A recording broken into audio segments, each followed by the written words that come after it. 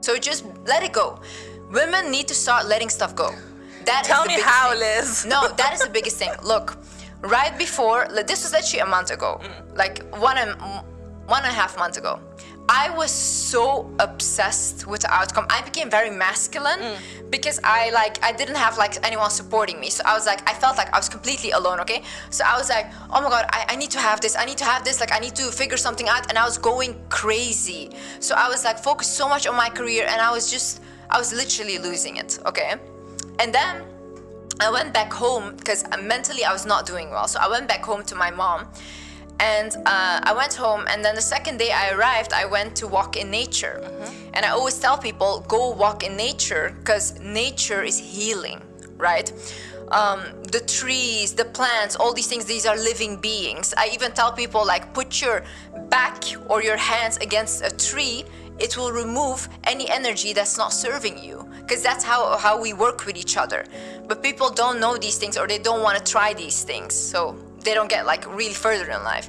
Anyway, so I went and I walked in nature, and I started talking to God. And I always used to do this thing a lot, especially in the beginning of my career, talking to God and having conversations like he's my best friend. So oh my God, I see the same thing, you know? We're gonna talk about, keep going, sorry. So then I was walking in nature, and I started talking to him, and I said, God, I can't take this anymore, not like this. I'm I want to do what I have to do on this earth and complete my mission, but not like this, not on my own, and I feel very bad.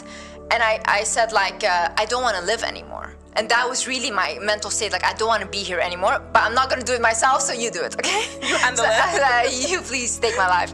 So I was I said that, and then all of a sudden whilst I was walking, I heard wanting nothing gives you everything. I heard that sentence in my head. And then I kept walking, and I started repeating it out loud. I was wanting nothing gives you everything.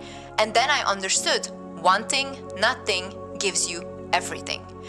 I was too focused on, I need to have this, I need to have family, I need to have work, I need to have this, I need to be bigger and bigger. And I was too focused on them.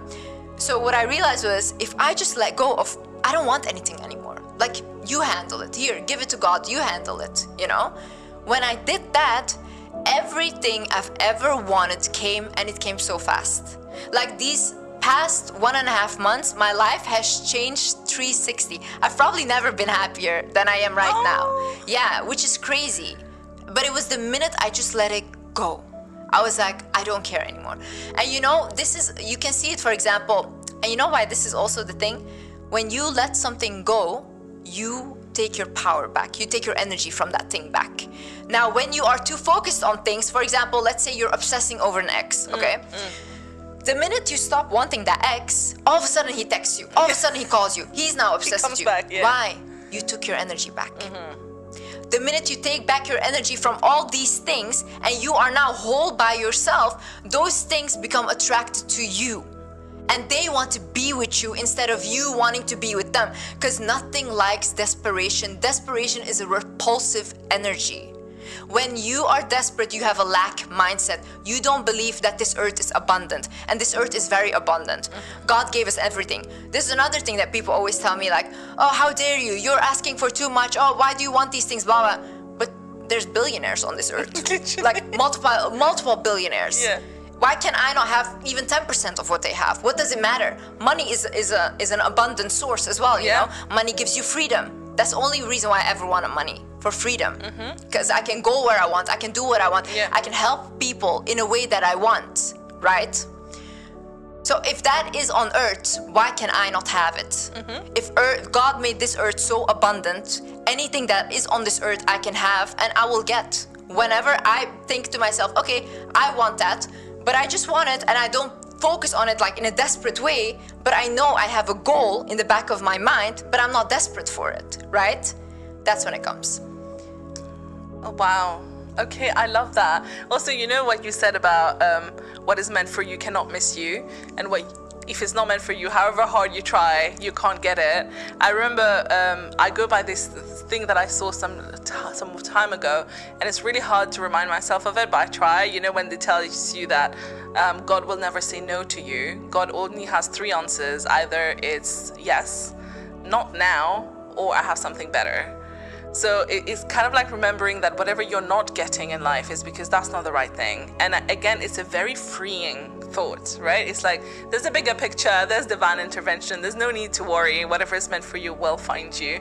But I like what you talked about in terms of letting go. And I think overthinking is a huge thing that our generation does. We carry it with us everywhere.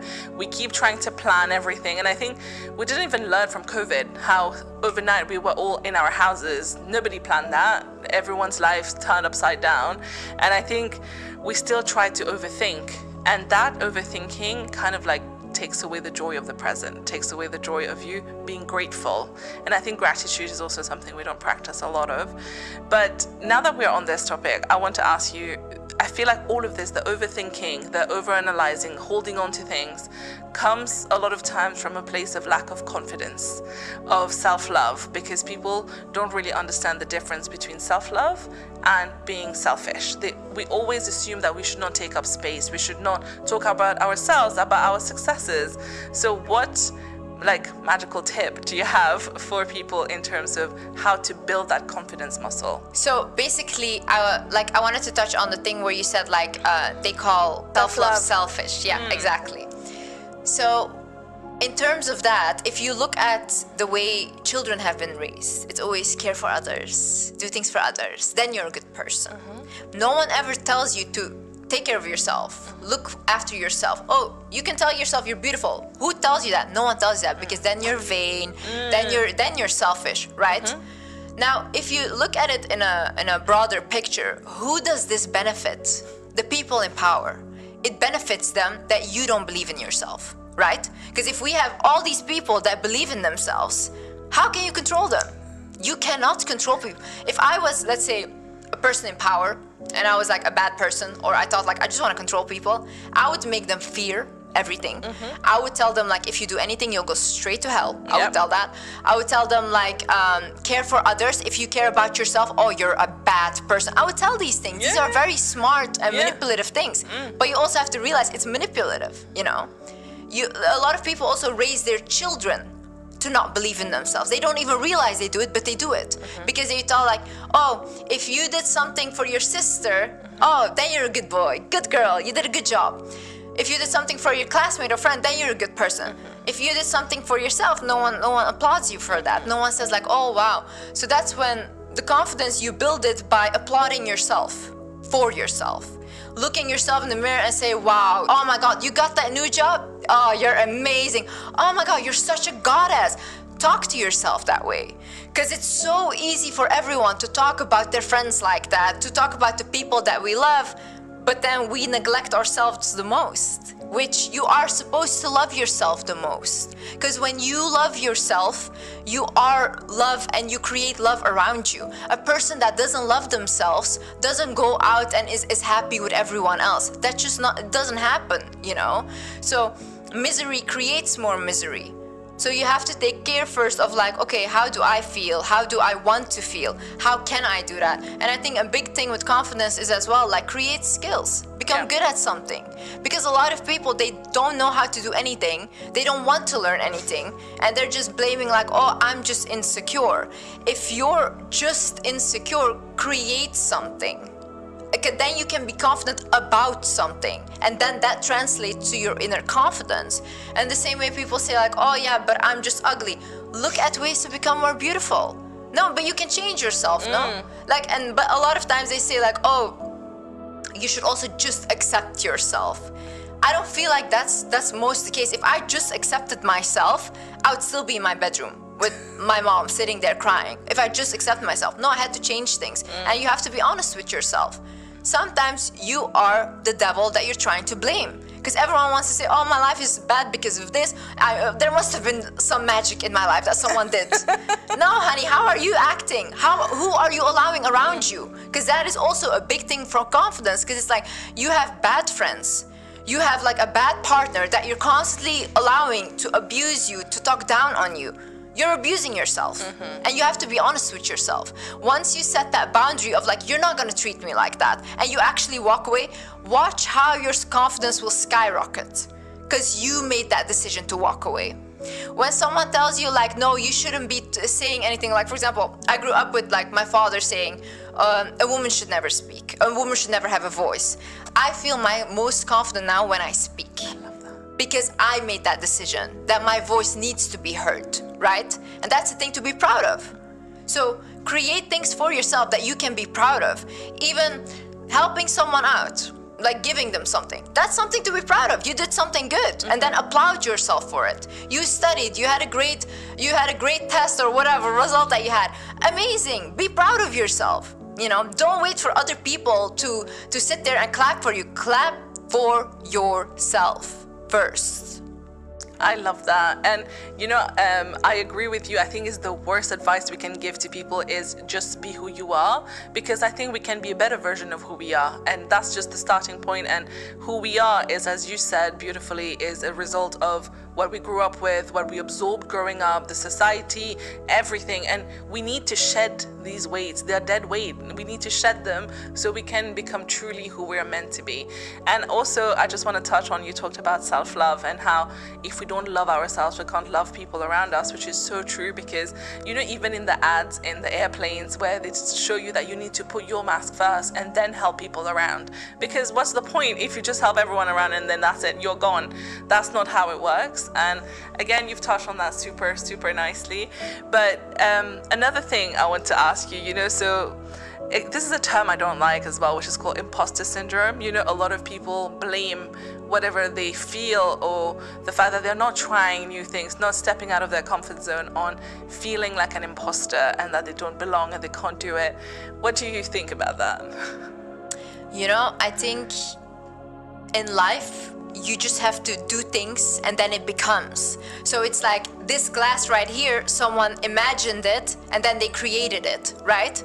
So if you imagine yourself as a version that you want to be and you start acting like it, that's when it comes into the physical realm. But it all starts here. So no matter who you are right now is who you are telling yourself that you are. Yeah. It's who your parents told you that you are. It's who society told you how you have to act and how you have to be.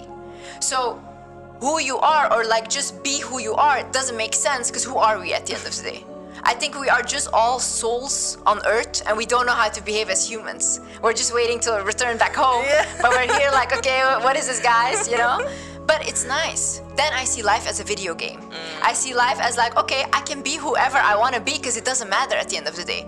I will never be who I fully am, because it will always be constructed by things around me or people around me, because that's how we just are. We're a soul, not a human, okay? We're just here experiencing life on earth. So once you accept that and you think like, what does feel most comfortable for me? Who would I like to be? Who would I be happy if I was this person? Then you start acting like it. You start acting like that person. How would they act? How would they dress? What would they accept? What would they not accept? What are their daily habits? And once you do something long enough, it becomes your life, right?